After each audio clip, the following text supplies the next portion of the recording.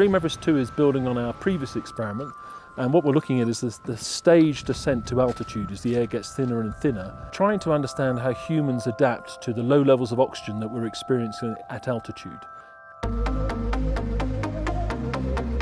You know, setting out for this long voyage and crossing the ocean and going somewhere no one's ever been, it is really in that tradition of those grand oceanographic voyages where they were making really fundamental discoveries. And there are a lot of really fundamental things that are going to come out of this that I don't even understand yet. Let's see how the way that we're changing the entire planet affects the deep sea. One of the things I was drawn to actually was the challenges. And there's a lot of challenges for people with M&D. Not only have you got the challenges of making sure that you're ready to think about the fact you're going to die and accept that and think to yourself that you want to create this digital legacy. There's really quite a short window where people are physically able to do it because they've still got their voice and perhaps use technology, but they may not be kind of mentally ready to get into that place yet. To actually get down and start the ball rolling it and start doing it, it's really hard. You're having to think about the messages that you want your child to know in the future because you're not going to be able to say it. You're having to think about who you're communicating to because your knowledge is your child at a young age, but it might be that the video that you're recording is for them when they're a lot older, getting married or something. So you're having to think about what that person might be like in the future. Researchers have developed insecticides to kill these lethal creatures.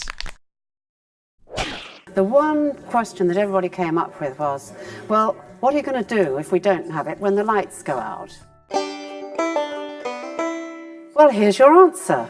The lights are not going to go out.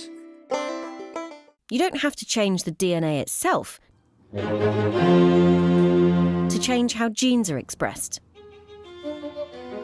Almost every cell in your body has the same DNA sequence. But of course, not all cells are the same. Like astronomers observing distant stars, the Doppler effect reveals itself to the listeners back on the platform.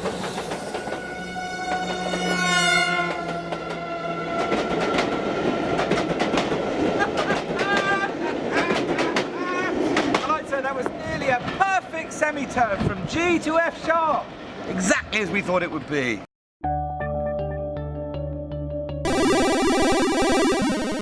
I think that in the end you have to do both.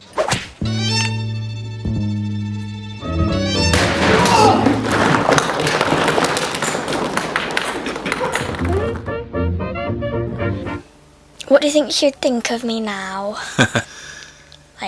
Well, I think she'd be extremely proud of you. Because I am, and